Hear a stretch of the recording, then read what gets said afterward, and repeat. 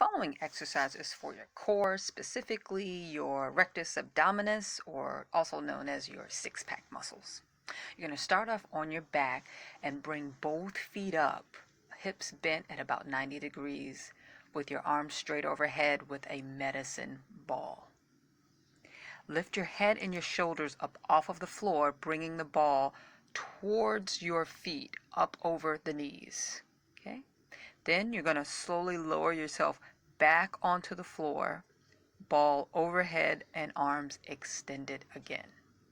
To modify, you're going to place one of your legs down, but keep the other one up at about that 90-degree angle. Still bring the ball up overhead and crunch, bringing the ball over the knee towards the direction of your feet. Repeat. Thanks so much for watching. Please like, share, and subscribe for more exercises.